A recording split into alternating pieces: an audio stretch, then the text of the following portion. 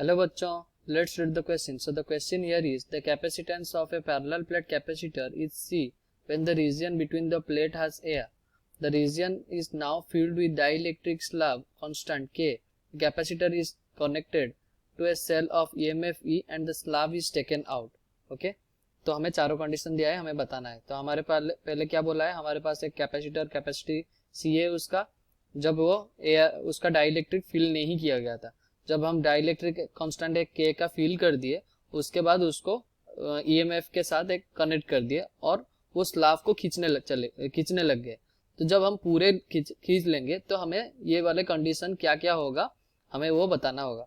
So the key concept of question here is dielectric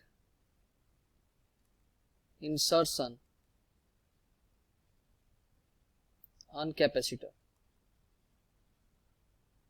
तो हम दो कंडीशन देख लेते हैं. मान लो हमारे पास एक ऐसा विदाउट पोटेंशियल के साथ कनेक्ट किया गया एक कैपेसिटर है और वो डाइलेक्ट्रिक उसमें हम फील कर दिए. ये कैपेसिटेंस पहले सी था. ओके, हम यहाँ डाइलेक्ट्रिक फील कर दिए जिसका डाइलेक्ट्रिक स्ट्रेंथ के है. ओके, सो हमारा ये क्या हो जाएगा, हमारा चार्ज क्या है यहाँ कांस्टेंट है. क्यों, यहाँ तो चार्ज फ्लो ही नहीं करेगा. और हमारा सी डैश मतलब कैपेसिटेंस क्या हो जाएगा, के सी हो जाएगा. और हमारा पोटेंशियल क्या हो जाएगा, वी डैश बी अपन के हो जाएगा. इलेक्ट्रिक फील्ड भी चेंज होगा, इलेक्ट्रिक फील्ड हमारा ई अपन के हो जाएगा. Okay, so this next condition देख लेते हैं. नेक्स्ट कंडीशन में जैसे कि हमारे पास ये कैपेसिटर है और उसको हम कनेक्ट कर दिए बैटरी से. ओके, बैटरी से कनेक्ट कर दिया और इसमें कुछ डाइलेक्ट्रिक मटेरियल फिल कर दिए जिसका स्ट्रेंथ कितना है, के है. तो इसका हमारा पोटेंशियल क्या है, पोटेंशियल तो हमारा यहाँ कांस्टेंट है और हमारा चार्ज क्या होगा, क्यू डैश, तो के क्यू हो जाएगा. और कैपेसिटेंस कितना हो जाएगा, के सी हो जाएगा. और हमारा इलेक्ट्रिक फील्ड कितना हो जाएगा, इलेक्ट्रिक फील्ड तो हमारा क्या रहेगा, कांस्टेंट रहेगा. क्यों, क्योंकि यहाँ electric field equals to V upon D. यहाँ दोनों के दोनों चेंज ही नहीं कर रहे हैं, नो चेंज. ओके, सो हमारा इलेक्ट्रिक फील्ड भी कांस्टेंट रहेगा. So let's come to the question. Question में क्या बोला गया है, हमारे पास ऐसा एक कैपेसिटर था और उसमें हम डाइलेक्ट्रिक भर दिए. तो इसका स्ट्रेंथ कितना हो गया, इसमें डाइलेक्ट्रिक ऐसे भर दिए जिसका कांस्टेंट के है. तो इसमें चार्ज कितना हो गया, सॉरी उसका कैपेसिटेंस कितना हो गया, C D S equals to K C हो गया. ओके, और उसके बाद हम क्या किए, ये वाला डाइलेक्ट्रिक को लेके हम एक पोटेंशियल के साथ कनेक्ट कर दिए, एक ईएमएफ के साथ हम कनेक्ट कर दिए ऐसे ऐसे एंड लाइक दिस. ओके, तो ईएमएफ के साथ कनेक्ट कर दिया और इसके पास ये वाला डाइलेक्ट्रिक है अभी उसके पास. ओके, तो ये ऐसे कनेक्ट कर दिए.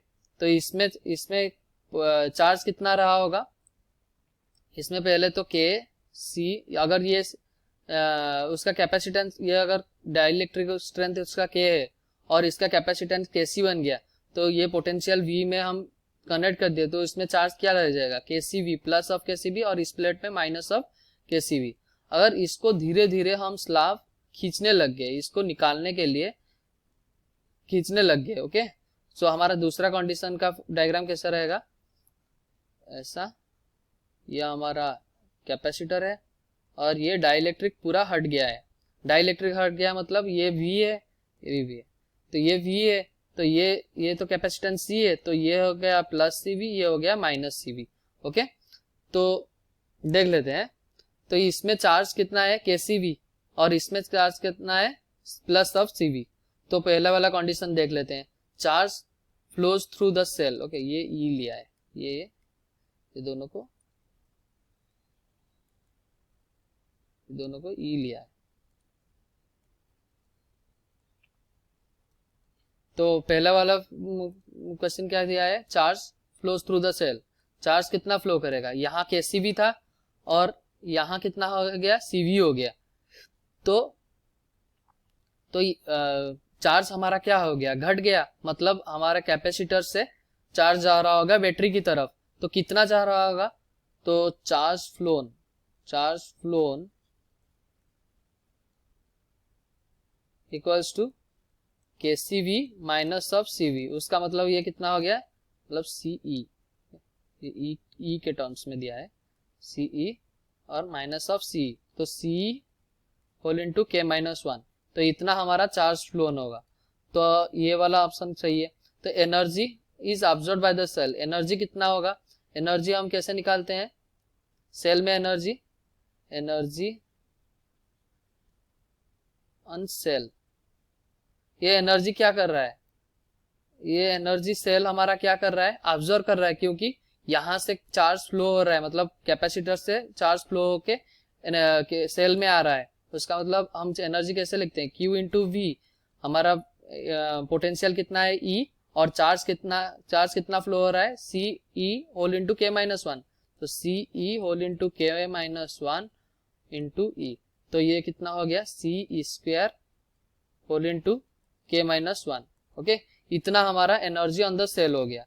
तो थर्ड वाला क्या पूछा है, energy stored in the capacitor is reduced by, तो एनर्जी स्टोर्ड हमारा कितना रिड्यूस हो गया, एनर्जी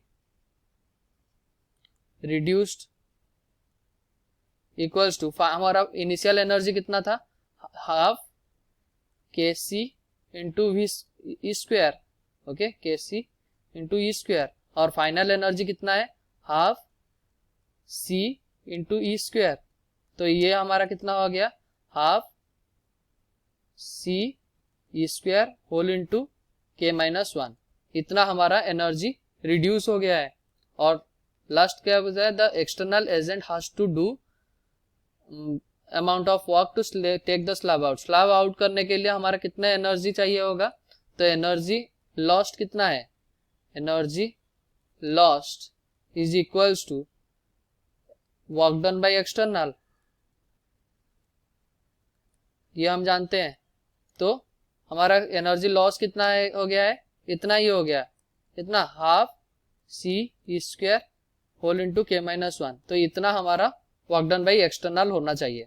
सो और option A, B and D will be the correct. Okay, hope you understood well. Best of luck. Thank you.